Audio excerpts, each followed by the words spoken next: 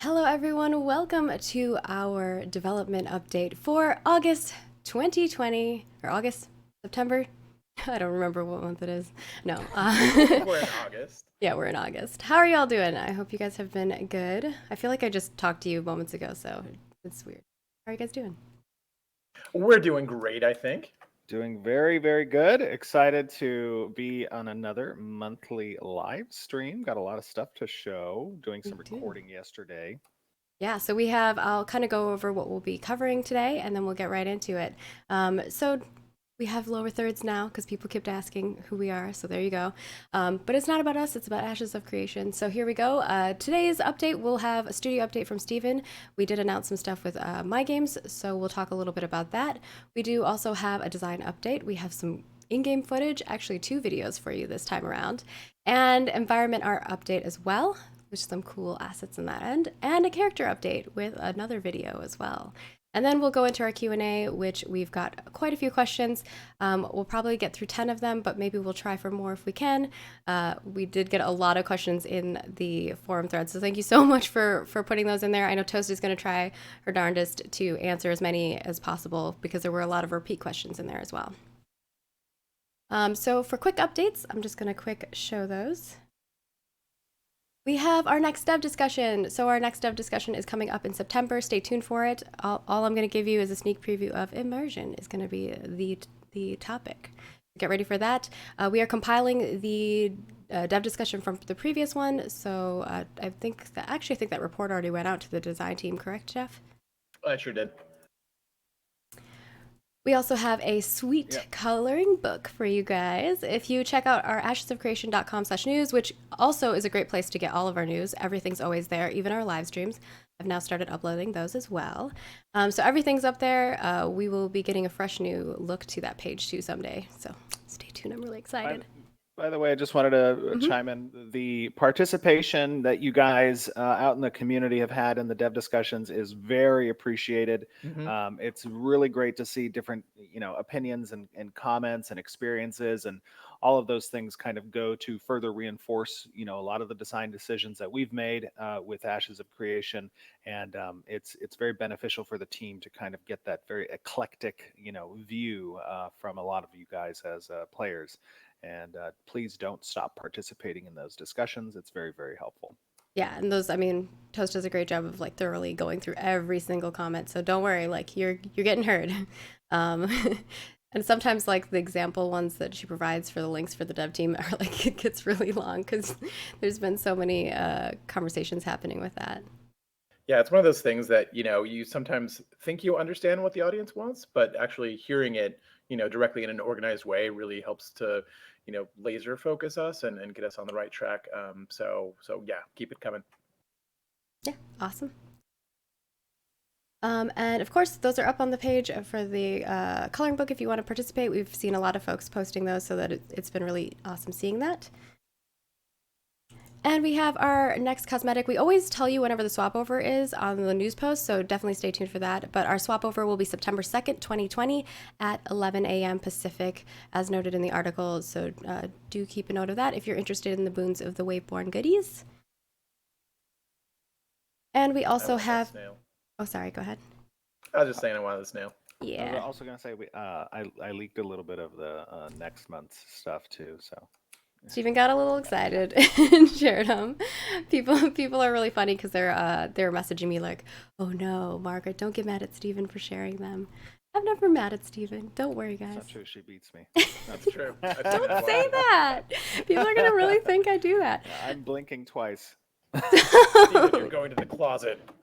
I really had fun with that next set that's coming up. If you're interested in like fire elemental goodies and stuff like that. So yeah. And then the last thing on there, I believe, is the pandemic statue, which is this bad boy. It looks amazing. So as long as you've registered before that date, I believe it was in September. I'll have to double check that date. But yeah, register now. If you're already registered, you're good. So without further ado, I think we're just going to go right into the studio update. If you want to take that away, Stephen. Absolutely. Am I too quiet? Sorry. Oh, I don't know. Am I too quiet? You sound fine to me. Everyone's level for me. Okay. Sorry, I keep saying them say. People have to turn up their. Um, I can yeah. adjust though. All right. Just to give a little studio update, we are a good ways through our hiring, our current hiring phase. We had listed 24 positions, but I believe as of yesterday, we are at 16 of those 24 positions have been filled over the past 5 weeks. So we're very appreciative of you guys helping to kind of spread the word for the studio, for our hiring goals. It's been very helpful. We've had a tremendous flow of very, very, very talented developers applying to the studio, very passionate and excited about the project, and that's always, great for us as a company, as a team, to get that influx of passionate, very talented developers. We're very appreciative of that. So we will have additional rounds of hiring in the future, in the near future, actually. And if you did not, make it through to the final stage of the process, for those of you who have applied, keep your chin up. There will be additional opportunities in the future. So we're very, very happy about that. Yeah, just the sorry, go ahead. design candidates have been just amazing, and so it's been really hard to kind of really separate the top tier guys from below. So if you haven't gotten an offer, you haven't talked to Steven yet, like hold on tight because there's just so many of you. Yes. Yeah, I haven't done anything with audio, so I think you guys just need to project. Oh, I'm sorry. I can project. I don't want to blow people's ears Everyone was out. like, "It's better." I'm like, "I didn't do anything." But go ahead. So then Steven. to further elaborate on the studio update, as was announced previously, due to COVID, we're still working from home. The hopes were that we would be in the new office by this month and or next month. Unfortunately, as I've announced previously, it's likely not going to be until the beginning of the new year. There was an opportunity perhaps for us to move into the new studio come November or December timeframe. However, with the release of the initial Alpha 1, being at the end of this year, I figured that would just be too much potential for disruption within the studio to orchestrate not only the release of the Alpha 1 client, but also a studio move. So we're going to be postponing that until the start of the next year. We also made an announcement with regards to the publishing of Ashes of Creation. Intrepid Studios has opened a entity within the Netherlands, within Amsterdam. We are hiring currently for the office that will be in Amsterdam. Those positions at the moment are going to be remote. So if you know any good European community management and or marketing teams or developers that you like, take a look at the positions that are open for the EU region and spread the word for that. We're very excited about that new adventure. And it's going to be fun to see how that turns out.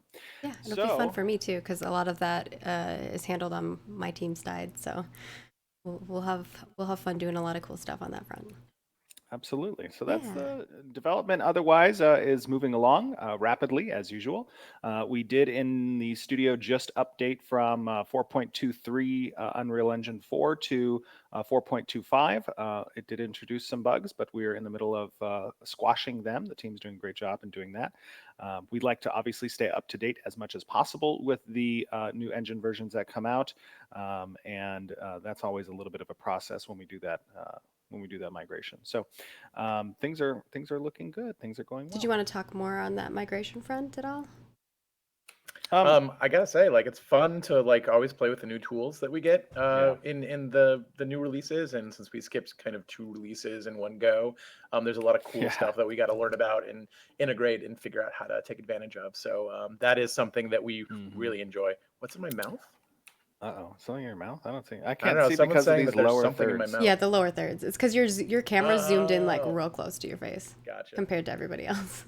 But to kind of further a little bit elaborate on that, 4.25 did have a lot of changes from an art perspective as well, and a lot of our artists are very, very happy with what's come along in the latest update. So that's always great to see too.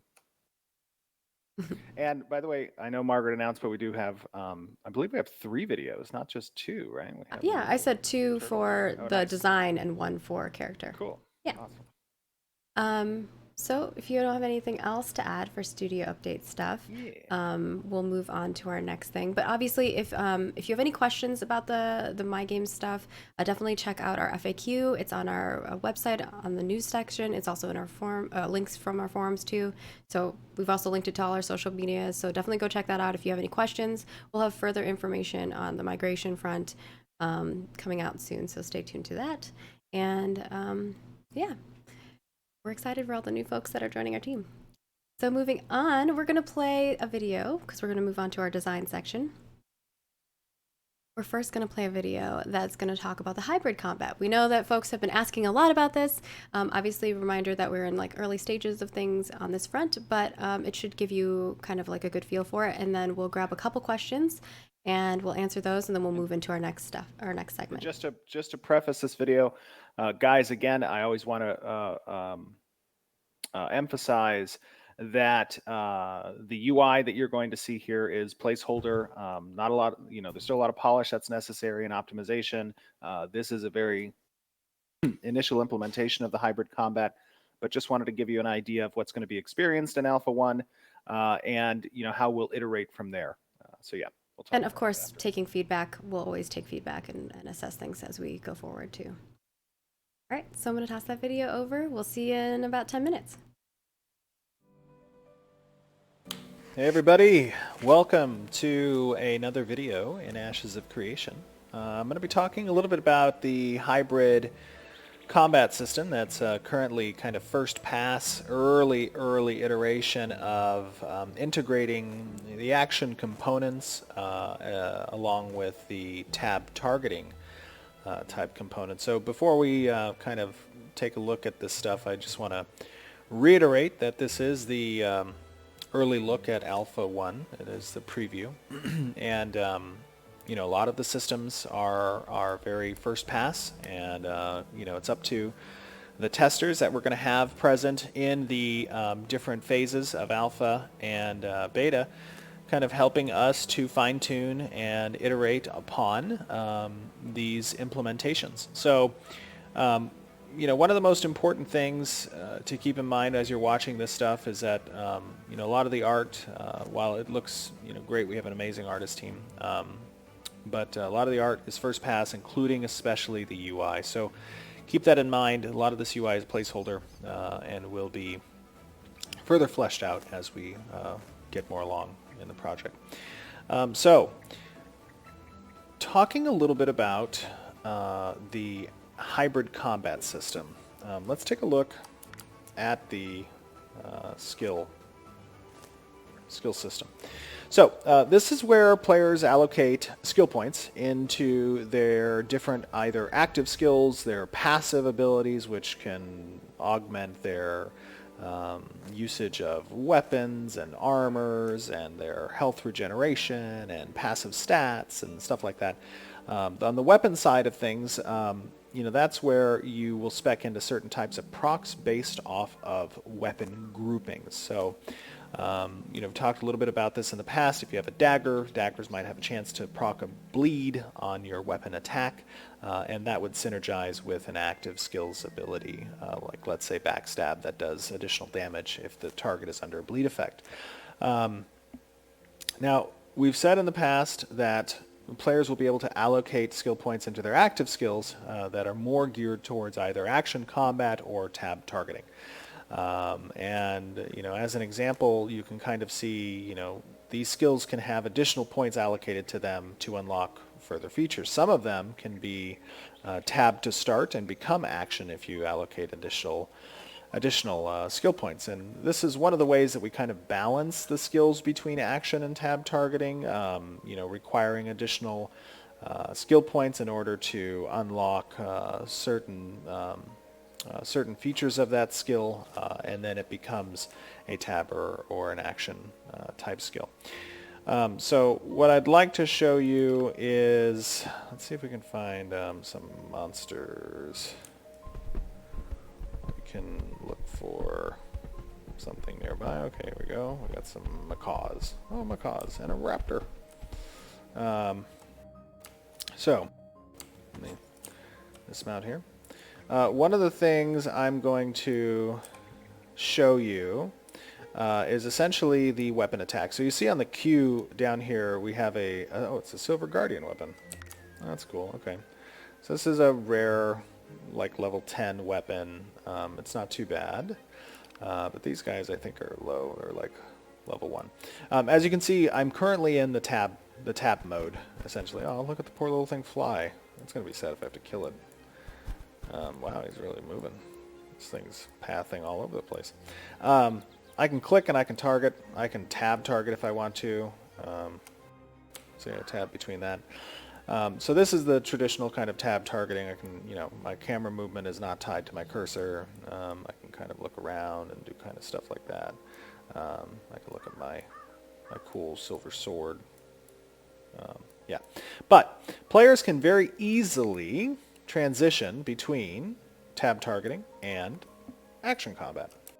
By pressing Z, I now tie my cursor movement to my camera, and additionally, a reticle has spawned. Now, like I said previously, the UI here is relatively rudimentary and very early, but essentially, as I hover over targets with this reticle, I will get indicators through color and highlights on the reticle that will tell me essentially either distance to the target, whether or not a skill that I might have prepped could hit the target from this distance.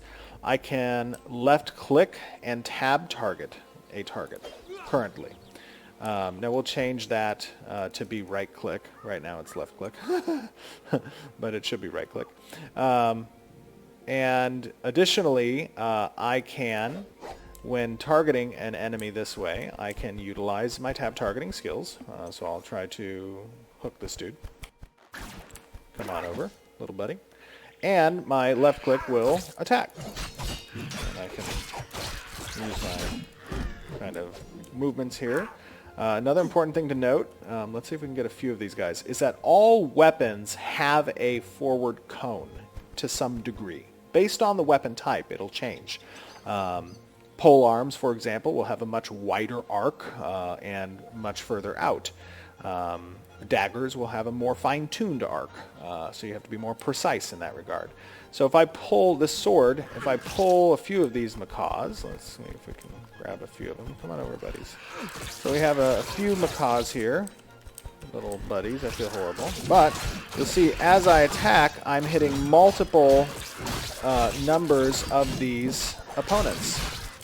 And that's important because all weapons, regardless of if you're in reticle mode or tab targeting mode, you will be able to have a action-based type weapon attack. Not active skill, but weapon attack. Let me pull this guy. So, that's an important note. Weapons each have their own unique and individual forward arcs and distance that they deal damage to a target. Let's see if we can go over here and let me grab this little plant. What's up, buddy? Give me your goods. Should be some stuff here. Now, obviously, as I've said in the past, action combat and tab are two very different tempos. And, you know, if we had to go through and rework kind of combat not to be hybrid, I would lean more in favor of tab targeting with high mobility and a lot of template type attacks to kind of represent that more skill-oriented combat. But I think that through testing in alpha and beta, but especially alphas, that we will be able to fine-tune this so that it sits comfortably between the two different types of speeds, essentially. Oh, we got some mushrooms. Let me kill these mushrooms.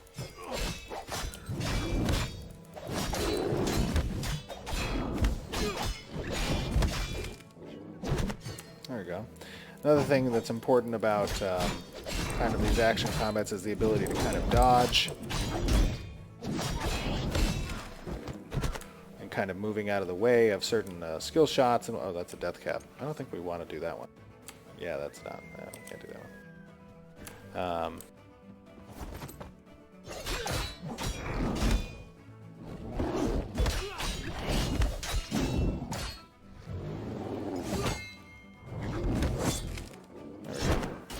yeah, so it's going to be interesting to see players. Oh, here we go. It's going to be interesting to see essentially players kind of testing out this hybrid combat, seeing how it feels, getting an idea for essentially the balancing that's going to be required and hosting different types of CC effects across the different targeting methods, and iterating on this. And you guys are going to be a part of that every step of the way, giving great feedback as all of you do normally, which we appreciate on our Discord or forums or Reddit. It's always great to get kind of player feedback. Go bad for this crab. Bacon made this crab. Yeah. So I hope you guys enjoyed taking a look at the hybrid combat system. And feel free to leave some comments, and I will see you guys back on stream here momentarily. Later. All right.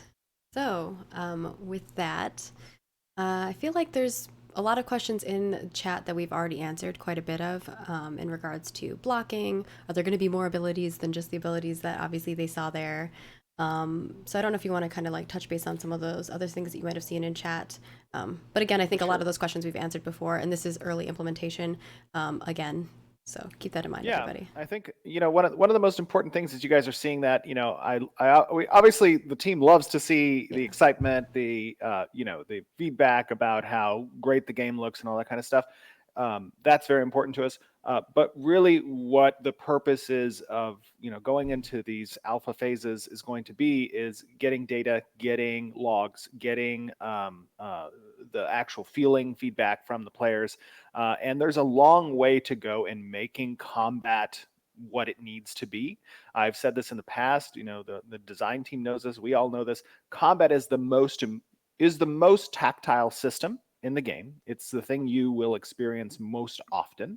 And outside of the systems and mechanics that are going to be present for kind of the overarching core gameplay loop, combat needs to feel responsive. It needs to not feel floaty. It needs to feel mobile. It needs to be fluid. It needs to give a feeling of satisfaction. The audio components, the effects components, the animations themselves, the types of skills, and those types of things. All of those are really kind of our objective in fine-tuning the approach for our combat in Ashes of Creation. And I just want to make sure that you guys are aware, as we go through these alphas, it's going to be rapidly changing. There might be several prototypes we attempt to play with the live audience.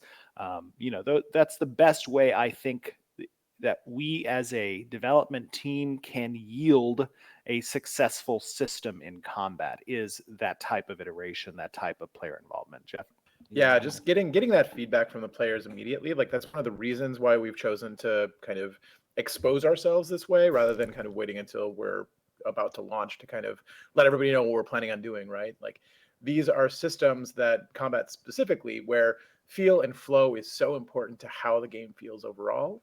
And getting that feedback from you guys as you're playing it, early on before we've really committed so far that we can't change it easily, is super important. So that's again like why we try to give you guys the inside baseball and everything that's going on with our studio, so that we can make those decisions and change direction as rapidly as we need to. Yes. Yeah. My lawnmower person just got here, so people might be hearing my gardener going off. Did you call him your lawnmower person? I don't know. I don't know. The gardener. That's so great. I just heard it go up, and I'm like, oh no, the lawnmower is going off. It's like a transformer. Yeah, it does. It sounds. I don't know. That's so good.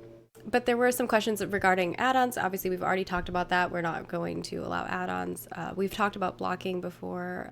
The other one that I saw consistently was in regards to skills and abilities and how many people will have access to.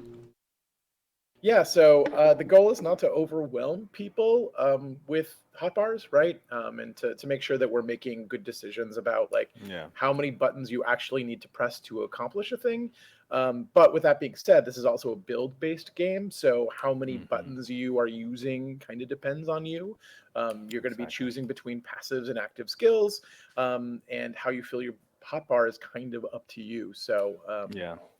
One of the things we've said in the past, is the things that I've disliked, at least personally, about MMOs that I've played before, is that as you go through different phases of leveling, you have relevant skills, and then eventually, sometimes you end up with like a skill menu where you have half of them available, but none of them are relevant at your end game or higher level stages. We're trying to mitigate that as much as possible by making active skills capable of receiving additional skill point allocations and unlocking additional features, so that from a player agency standpoint, it's going to be up to you whether or not you want to be more diverse but less depth, right? Wider and not taller in some of these skill choices, or if you want to be very, very tall. That's going to be something that is up to the player in that regard. There will be multiple hotbars that you obviously have available, because you're going to have consumables, you're going to have active skills and whatnot. But the All my number of mounts. active No, I'm skills, just kidding. all your mounts, exactly. But the number of active skills are not going to try to overwhelm necessarily the character and be kind of irrelevant, especially at certain stages. And I know it seems like most people are happy about the no add-ons, but in regards to UI elements and things like that, we're really trying to make them be, you can move them around, you can adjust Oh, them and things like absolutely. that. So we'll try to Yeah. we want to give you those tools and make them be part of the system. And if you have, features that you'd like in the future, obviously like those things will take time. But, when community managers are kind of taking in that feedback, we'll toss those over to the design Yes. team and they'll take into account what things they want to add to the milestones as we progress. So keeping that in mind, we're definitely going to try our best to make sure that it's very smooth for all of Yeah, you. from a UI customization standpoint, regardless of whether or not we open APIs Hmm. or no add-ons, that kind of had a stance against that.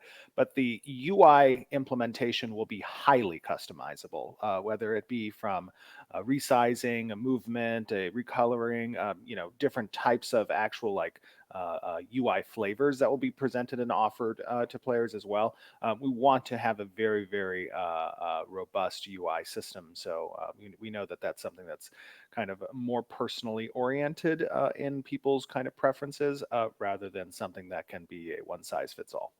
Yeah. All right. Do you want to move on to the next video, which is going to talk about more Castle Yeah. Siege oriented things? I do want to Yeah. preface before we go to this video that obviously we used some GM hacks. You wouldn't be able to like run around like we were and like Right. you know lose the mobs that easily. Yes, and also I'd like to preface that the castle you see here is really intended for like what systems will be able to have online by Alpha 1 for certain Castle Siege It's testing. small. Yeah, it's very small, so it's like maybe 1/4 of the size of an actual castle at launch, um, and there will be a lot more inner corridors and rooms and multiple portcullises and gates and stuff like that. We have shown in the past a little bit of the destruction physics of castles, so you won't see that in this video. We're just kind of taking you around and talking a little bit about the castle system for especially those of you who are new and might not have received a lot of information about castle sieges. That's kind of what this video goes over a little bit. Right, switching over to that. Hello, everybody. Welcome to another video. We are recording here not live. This is pre-recorded. It is Thursday, August 27th at 5:53 p.m. Pacific Standard Time. I am joined by Tiny Toast, the tiniest of toasts currently, and also by Leperzo, not Leperza, Margaret Crone. I changed my character, and my other character's name is Luperza, so here we are. So we just wanted to kind of showcase a little bit of the castle implementation. We're just going to take you over near the castle and talk a little bit about it. You are still on the Alpha Island, but we are hoping to get castles online for some activity in Alpha 1. And we're just going to kind of run around and show off the castle as at its current state, which is owned by NPCs because no players have taken it. And yeah, want to head over there? Yeah, let's do it. Let's do it. Yeah. Just watch out for the mushrooms. There's a few of them on the way. Oh, are there some mushrooms? Yeah. That's unfortunate. Can we like cook them? Capture them? Saute them. That'd be awesome. Ooh. You know, we had stuffed mushrooms last night. I put it in the food channel. Oh yeah, I saw that. That looked really good. It was pretty yummy. I like how you're on Will that players scale be runner. able to create stuffed mushrooms? The That's a scale good runners question. cracks me up. Well, the Mount Euron too is really funny. Oh, the, Yours looks Desert so mount. majestic with its long legs, like a gazelle. oh yeah. Yeah. Like a Meanwhile, gazelle. me.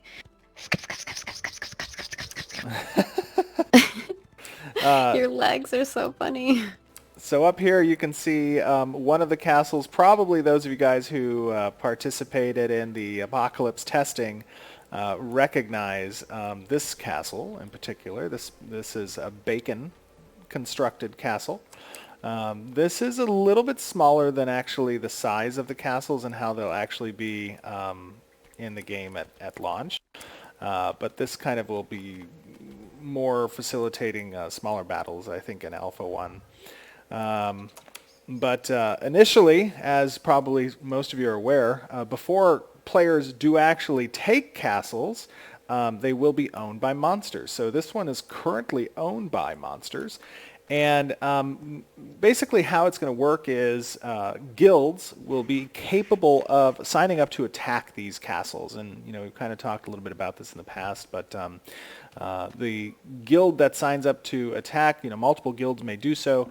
They're going to initially be fighting these monsters and killing a raid boss that'll be kind of in the center of the castle.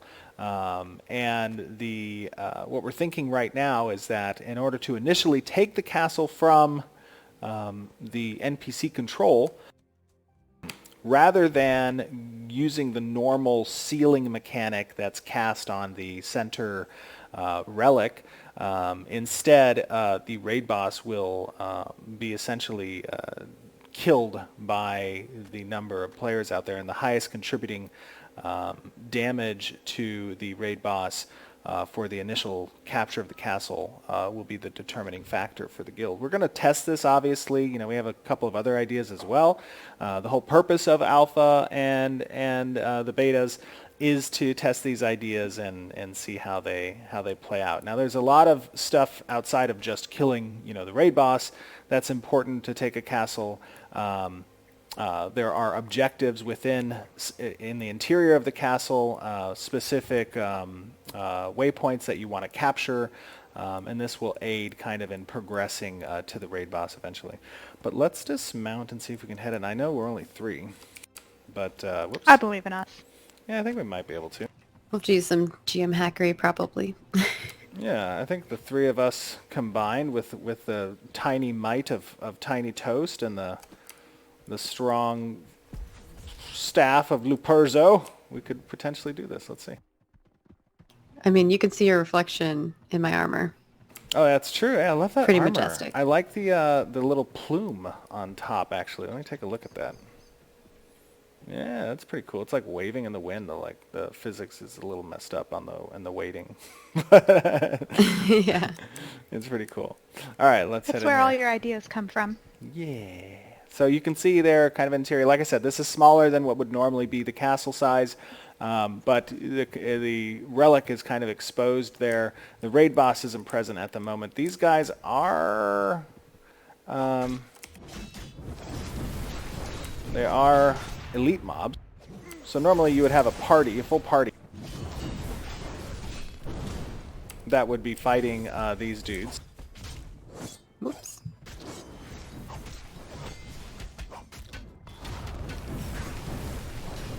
Yeah, these guys are strong. We are cheating a little bit, by the way, or at least I'm cheating. You can see the other party members have a few hundred hit points. And I bumped myself up. I'll give you some mana. Oh, nice. Did you give me mana? Now I give you mana. Oh, the mana friendship.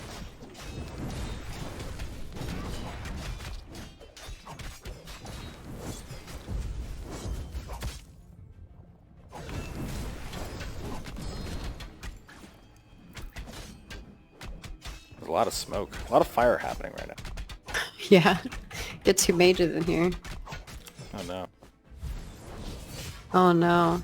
I'll switch into action, or actually, let's see. I'm gonna train the room. It's trying to kill us. Oh, I have a lot of hit points. You guys, let's see. Oh no. Oh god. Someone's on my butt. Oh, there's like little flowers in here. Wait for it. Okay. Oh no, he reset. These guys are all Where'd you reset. go? I kind of ran into the center. I was seeing whether or not the Ooh, I'll follow you. boss had spawned yet. Where's the? Here I come. Yeah, let's come with me. Another important thing to note, by the way, I think we need a full group for this stuff, but another important thing to note is, during the siege, these gates will be closed, the portcullises will be closed, all of the walls are destructible. You guys have seen some of the destruction videos in the past, kind of how this stuff happens.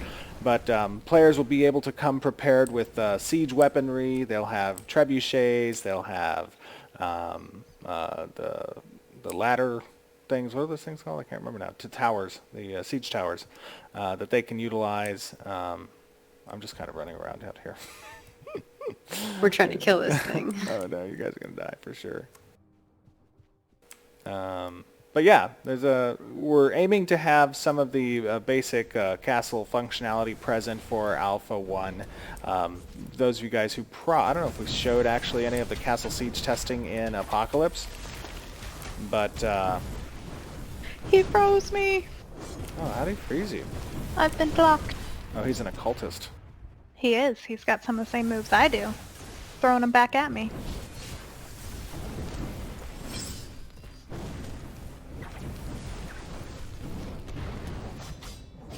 Probably gonna make him leash. It's a good thing I cheated and put my health up a little bit. Yeah.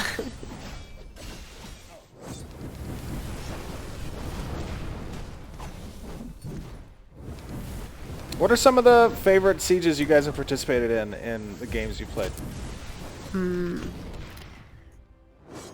I've really loved Warhammer Online's PvP and Dark Age of Camelot. Like, both of those were probably my favorite experiences. For me, I think this may actually be the first time where I'm participating in large-scale Siege PvP personally, so I am super excited to jump in and test and try out all this stuff with you guys. Ooh, that's kind of cool. You've Or never it might done have large-scale been- sieges? Back in, like, if we're thinking of Ragnarok Online, I think had some sieges.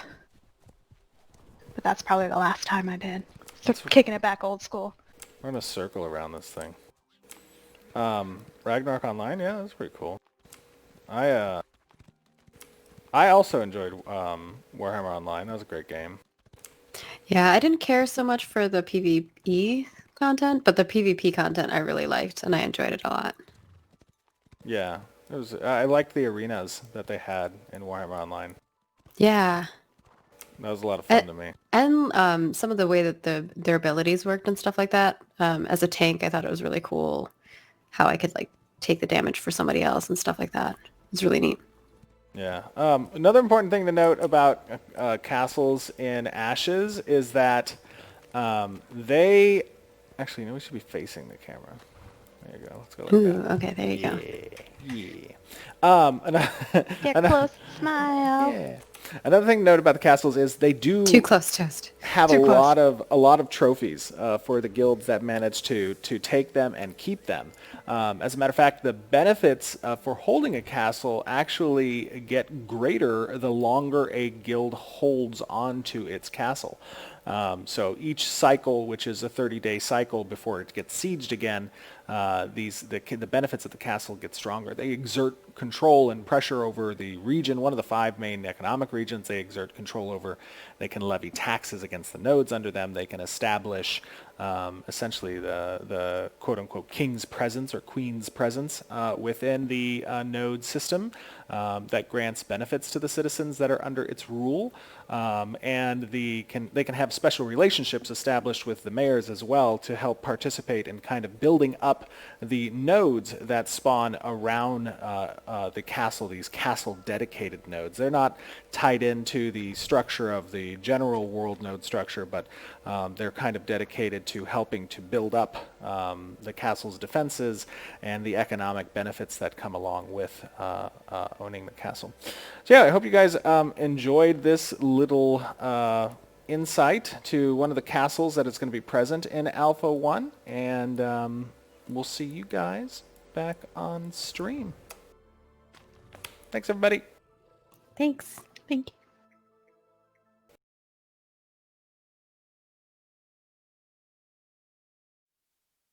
All right. So it seems like y'all liked that and enjoyed it, and you got a little toast cameo in there. She always cracks me up.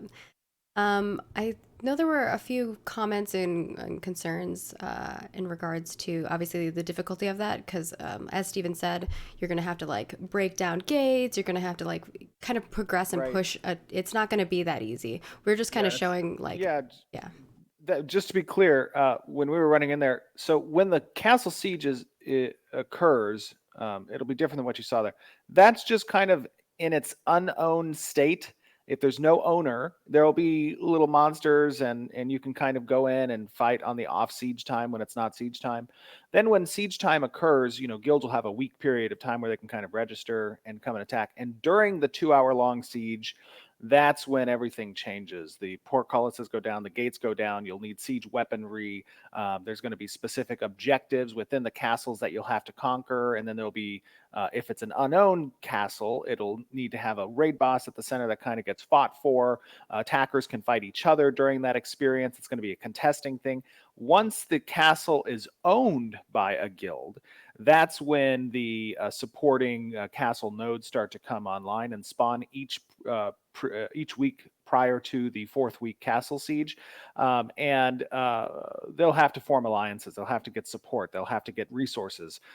They'll be able to allocate funds that have been collected through taxation in order to strengthen the defenses, as well as hiring additional NPC mercenaries, that type of thing. So there's a lot of systems that go into the castle sieges. Really, we were just kind of showing off the castle itself and kind of running around and the little monsters that are present there. So. Yeah, and the Yeah, AI like, is if not you just take a look finalized at that, either. like it is, yeah, it's all kind of populated for the level ranges that we're going for right now, and only really populated for group content.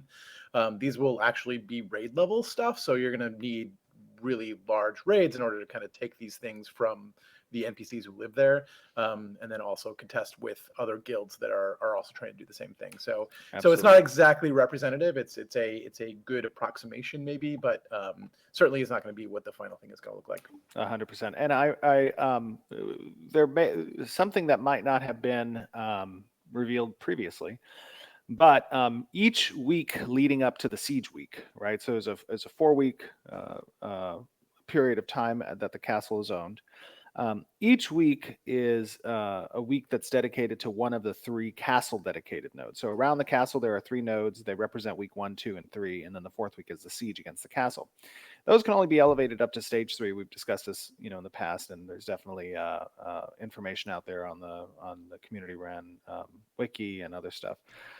But what we haven't expressed is that on the tax collection side, castles do collect taxes from their region, which encompasses 1/5 of the world territory, and within those regions are nodes that spawn, right, naturally. And at the end of each week, there is a period of time on the weekend where NPC generated caravans from those nodes start moving towards one of the castle nodes. And during that period of time, it's incumbent on the owning guild and its allies, or even the citizens of the nodes that fall under its purview, to escort those caravans to the castle's dedicated one of 3 nodes.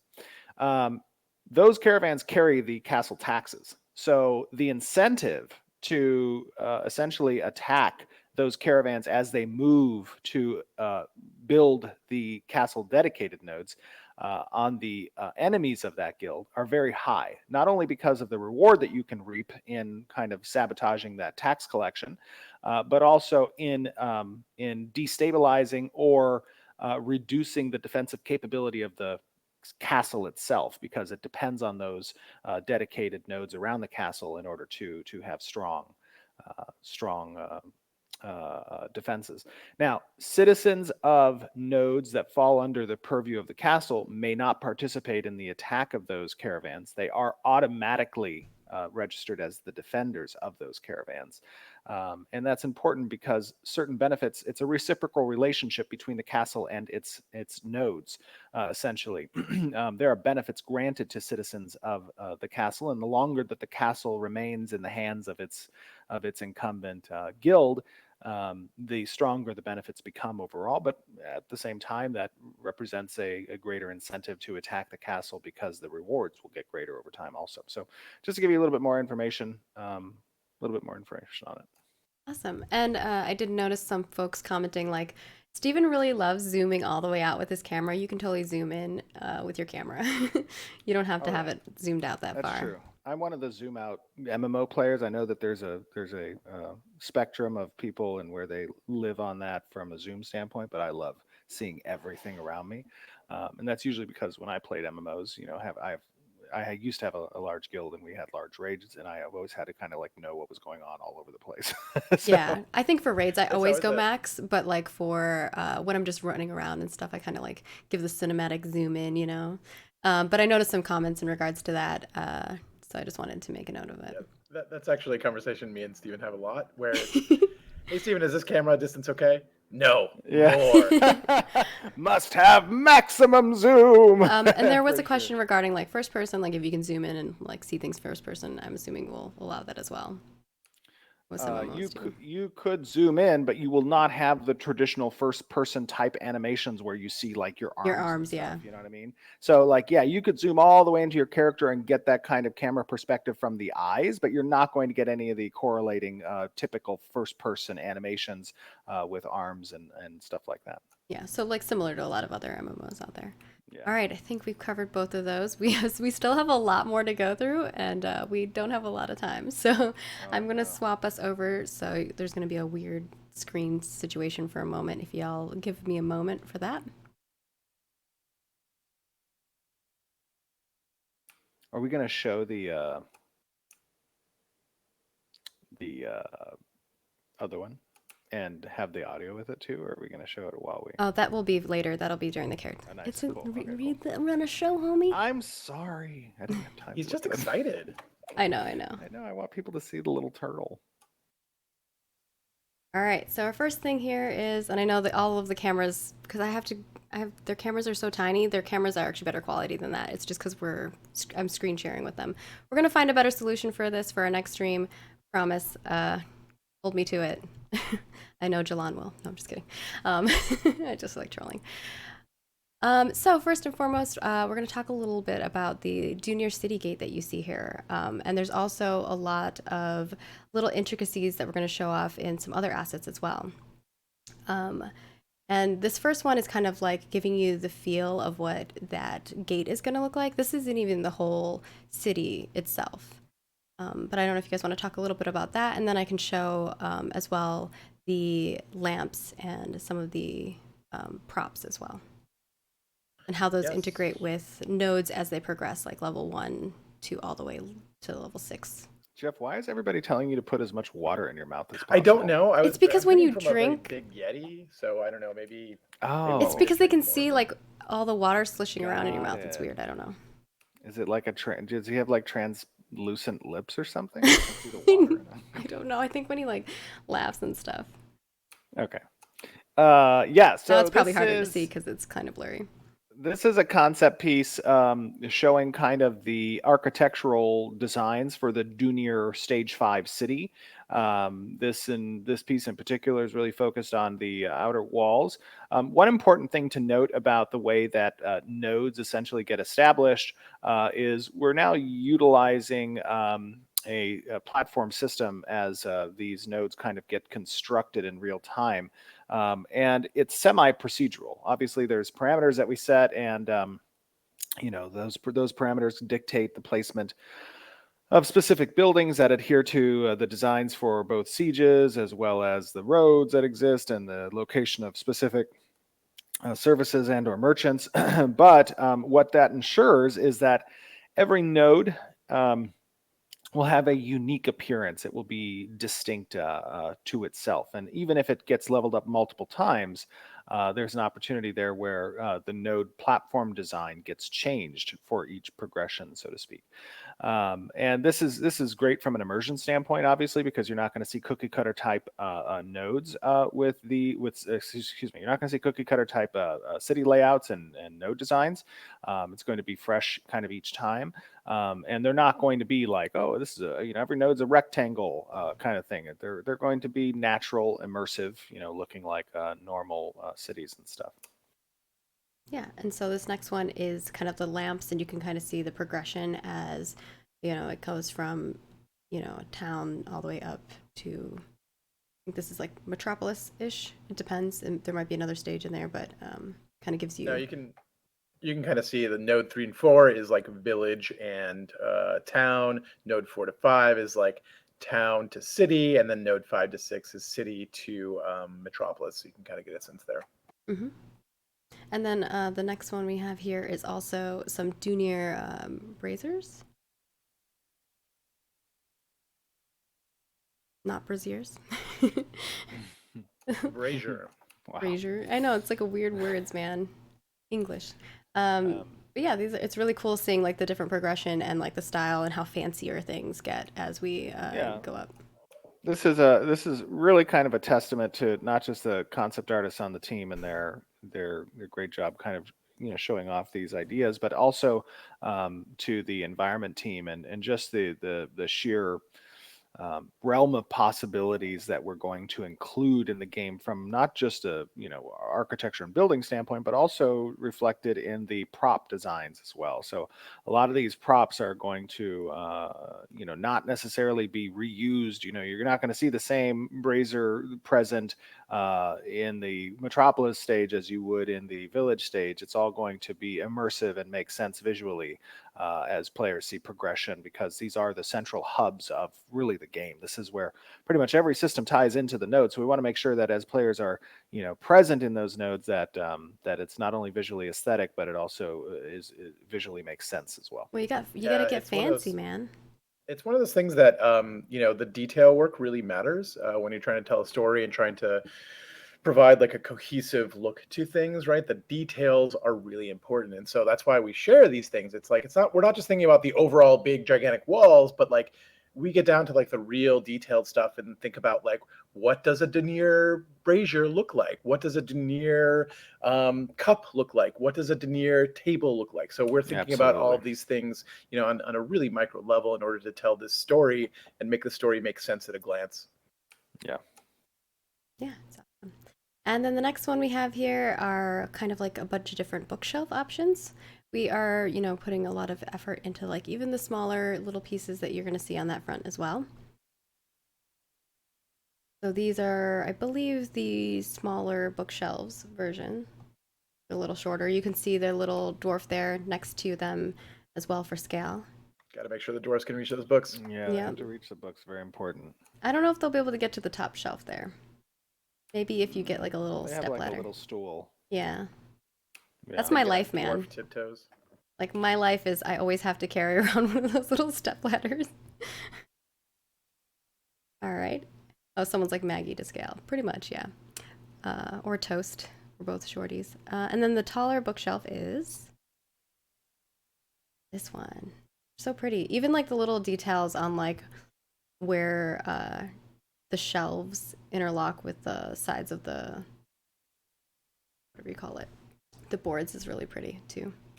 Yeah, I will say, one thing that's very important, to me when kind of setting out to make Ashes of Creation is not just keeping this high level perspective of, these grand systems, but making sure that at the most minute detail point that really this product, this project is created to a certain level of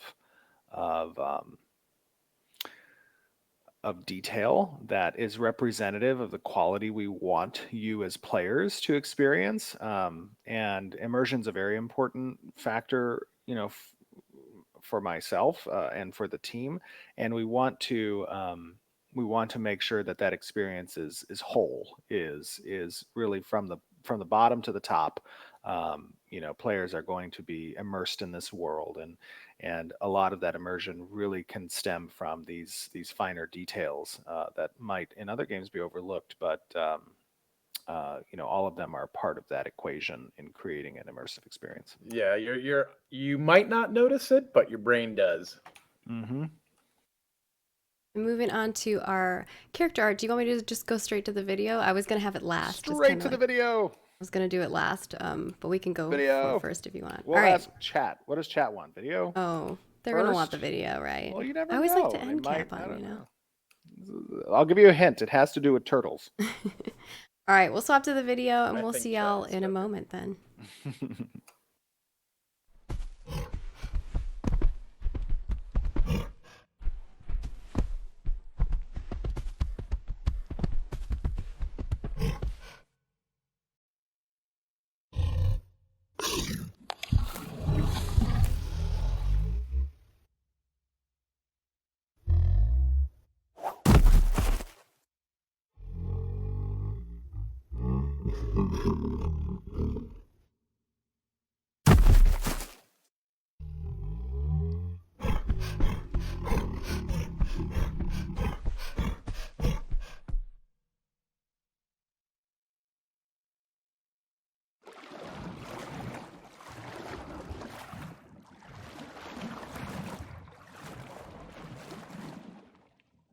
User left your channel. User was moved out of your channel.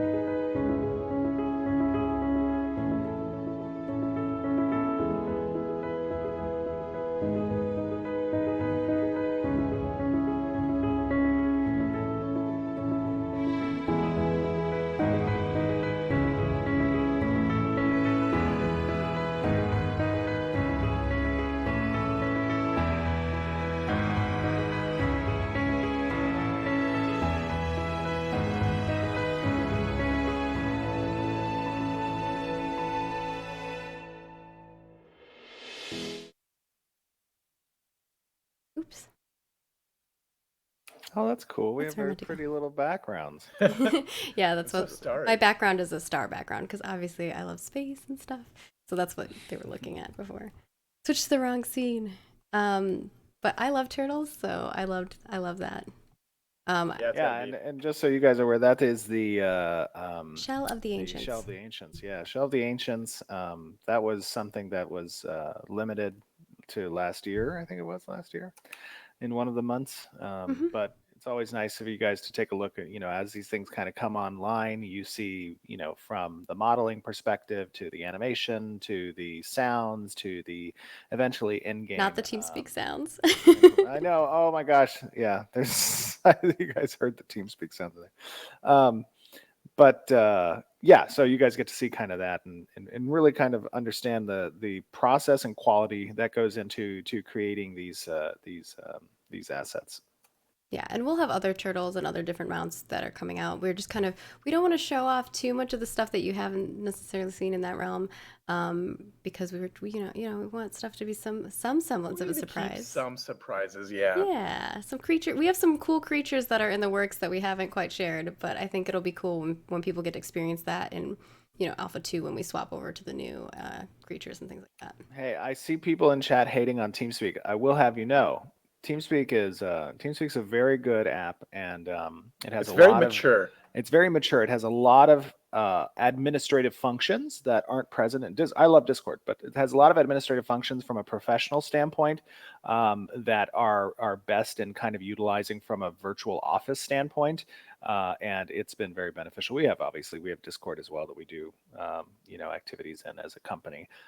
And then TeamSpeak we kind of use as our virtual office space in addition to Slack. So just give you a heads up. We do on-camera stuff too. We have a whole slew of things that we use on our end for goodies and communication and whatnot. But moving on to our next thing here, we have some Valoon leather that is made by Carson. It's not completely done yet, but we kind of want to show you the progress of things. So you can kind of see that. Yeah. I really love the style. Oh yeah, absolutely. The Valoon have a heavy kind of Middle Eastern influence in their culture, and you can see that kind of represented here in the leather set that Carson's working on. And then we have the Kalar robes here. I think we might have shown before of this previously, but now you get to see it with all the textures. Obviously this isn't a T-pose, but you can just see how amazing it is. And you saw my armor when we were in game earlier, and how like the metal pieces like reflect and stuff. It's pretty crazy. Yeah, I think this set is a level 20 set, and this is not a cosmetic. This is an in-game achievable armor set, I believe. Yeah, it's a base look. And then our next one here is made by Ali or Eli, the Aegis of Vigilance, and some of you might recognize this one. I think we had a fan that created this as well, which was cool, like in our fan art. Oh yeah, one thing I love about these types of shields is just the sheer length, that kind of tower shield look. I don't often see that in MMORPGs. They're kind of a large, piece usually for characters, but I think the way we have set up the character and animations helps to facilitate. This is not made by a fan. I was saying like a fan made fan art of this shield. Yeah, but this is the completed art. Excuse me. This is the completed official piece in game. So, what was the name of this shield? What was it called? The Aegis of Vigilance. Aegis of Vigilance. Got it. I believe that's how you pronounce that, right? Yep. Yeah. The Aegis of Vigilance. Vigilance, yeah. It was more the Aegis part. Is like a weird. It's like Aegis. I don't know. It's like a weird word. Sometimes I look at words and I'm like, why are you spelled that way? And then Stephen gave a little sneak peek of our male dwarf here, but now you get to see the armor on the female dwarf. You can see how a little bit of the accoutrements are adjusted for the feminine form. And yeah, let's check it out. It looks great. This one is made by Jinsey.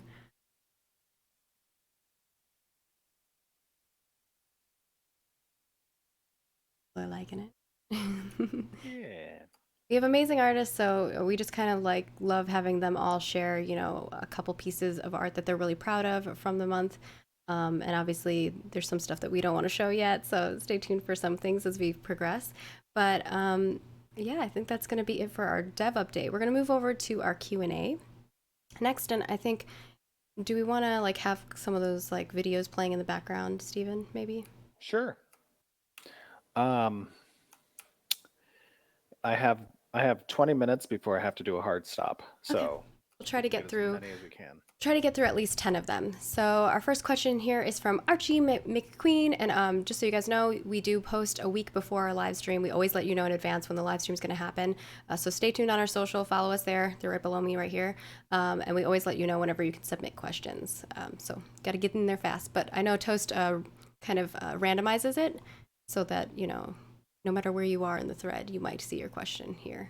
So Archie McQueen wants to know, in the aftermath of a node siege, when freeholds can be attacked, are these attacks only allowed for participants of the siege, or can other players come as raiders to lay waste to freeholds as well? In its current design, it is possible for anyone to attack the freeholds, not just the attackers. That might be changed. We'll see how testing goes. But at the moment, essentially what happens is the freehold becomes vulnerable for a period of time. And then after that period of time, there is a grace period extended for the freehold if it survives that vulnerable period. And that grace period could last up to 1 week, where if another node spawns at stage 3 or above and it falls under that node's zone of influence, the owner of the freehold can choose to undergo a quest/process by which the freehold would then be adopted by the new node. All right, our next question is from Nixa, which is, does gear held in your bags, not equipped, lose durability when you die? No. No. Our next question is from King Yosi. I don't know if I'm saying your name right, sorry. Are artisan crafts and their progression affected in any way by race, religion, class, or archetype? Artisan classes and their professions are not affected. That system is wholly independent of other character choices. And then Yorkie wants to know, are there plans for level 50 to be a soft cap when you can still level beyond it, albeit it might it at a slow rate, requiring lots of experience? So like, I guess if you can like have overload experience. No. Yeah, there's not infinite progression in those systems. That would be a difficult thing to essentially balanced. Yeah, exactly. There's going to be Also, when we had expansions, people would just like auto level. It would be weird. Well, there's ways that you could restrict the progression to specific skill, components, but True. yeah, there's not infinite progression. But we do have a lot of systems where there's still progression to be made, right? Where you hit level 50, that's not it. Like there's a lot of other systems that you can engage with in progression. Yes. Religions and organizations and all sorts of other things that can give you augments, which can change the way your skills work and change the way your character kind of functions. So there's still a lot of stuff to chase after you hit 50. 50 is not the end of anything. Yep. Awesome. Thanks, Jeff. And then Ventherian wants to know, when Stephen mentioned flight paths in his interview with Asmongold, was he referring to the Scientific Metropolis's airship system or something else? No, the Metropolis airship system is really a connector between other metropolises and or different regions, so to speak, that kind of helps to facilitate a faster travel point. The travel system I was talking about with Asmongold, that's more geared towards within a specific region. So you can move from node A to node C within region 1, right? And those if regions people have built those. Exactly, correct, yes. All right. And then our next question here is from Antvictus. And I think this is specifically, I'm going to preface it a little bit for you, Stephen, as well, is because you had mentioned that in PvP, you'll be able to identify a user or user's class by an icon. So their question is, will each of the 64 classes have their own specific icons? Yes, each class will have its own icon. And not only will you be able to identify by their icon, but you'll be able to hover over the user's nameplate and it will give information such as level. You'll be able to see the quick buff icon for their gear grade and type, and then hovering over the nameplate will give you their class name as well, and it will show you next to that the combination in case you don't know the class name. All right. Yeah, the goal is to kind of communicate the archetype real fast, right? So you can kind of get a sense of, at a glance, what you are, and then more detail will give you the specific subclass. And then if you really want to dig in, you can go and get all that other information too. Awesome. Zimzam wants to know, how do you plan to keep Ashes of Creation feeling and looking modern 10 to 15 years down the road with its realistic graphics as compared to a more stylized look? A good question. One of the great things about using Unreal Engine is that it has a lot of support from Epic, the creators of Unreal, and usually when they progress the engine to different updates, or an example, moving to Unreal Engine 5, right, They do so while keeping in mind that there are development studios such as Intrepid that are always trying to keep as up to date as possible. Now, obviously, it's not as simple as just progressing, engine versions. I mean, art itself is created specifically for the game, so it would undertake some effort on behalf of the studio during that time period to make changes to the art, to utilize different third-party tools to help in that regard as well. So it's always a desire of ours to make sure that the game is relevant and updated, and expansions and chapters are introduced that will add additional quality. I mean, if you take a look at other franchises and their games at start and to where they are 10 years later, there's subtle and sometimes significant changes that are made to the game in order to update its visuals and or mechanics. And Ashes will be doing the same thing. And our next question is from Worth, who wants to know, how will you ensure that explorative professions like animal husbandry and breeding won't be completely explored during alphas and betas? And I think we've kind of shown that in the way that we're doing Alpha 1. It's a little island. It is not necessarily the content that you're going to see in the game. But Jeff and Stephen, if you want to talk a little bit further about that. Yeah, so part of it is that I don't think there will be enough time to fully explore everything, right? A lot of our testing, especially in the early phases, are going to be really directed, specific tests. I don't know that we'll ever have, I mean, I guess when we get to beta, things will be open for longer and people will be able to explore more. But like there will be a limited set of content that will be available for that. And that stuff will come online as we get closer and closer to launch. So, I mean, it's not going to be, you're not going to get the full game in beta. There will be things that are locked out and that will come online as we, move toward launch.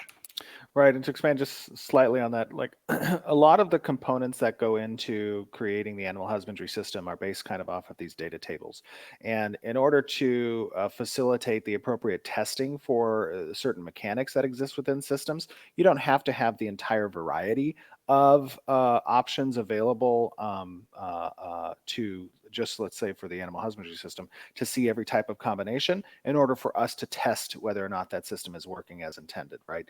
So as Jeff was saying, we can disable a lot of those selections. That'll be a universal theme across some of the systems in order to protect against that, guard against that. Like, I've experienced everything, and this game is now, essentially launched in beta.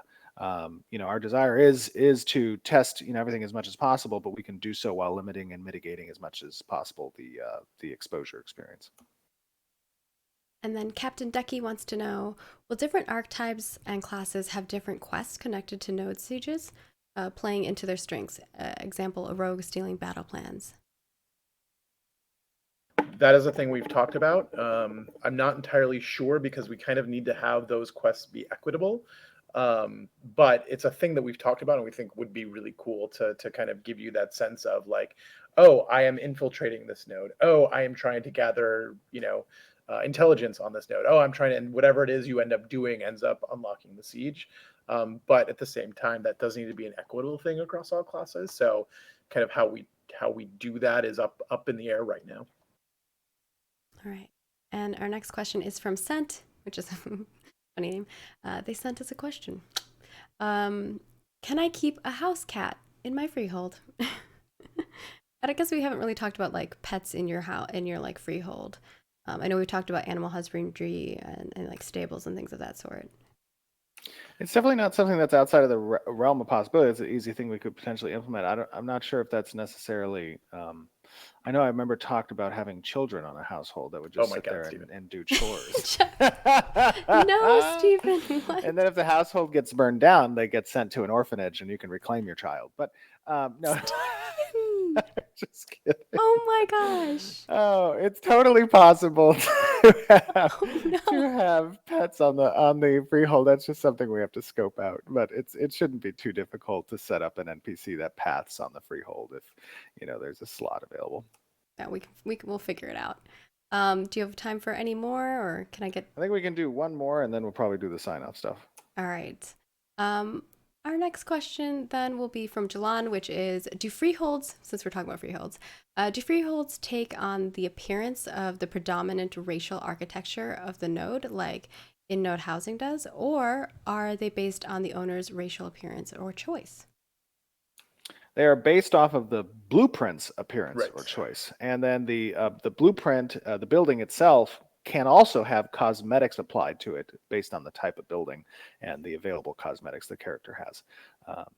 Yeah, and you'll have I mean, you'll have different buildings on your freehold and be able to put different cosmetics on them based on what type of building they are.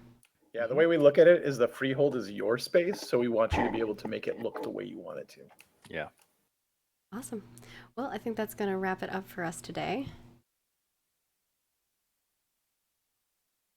I just lost Yep, you, man. switching us back. Oh. Hello. Big screen. So thank you all so much for joining us. We hope that you enjoyed all of the content we tried to cram into these dev updates. Just as quick reminders, we have a new dev discussion coming up, so definitely take part in those. Again, these help the dev team extremely.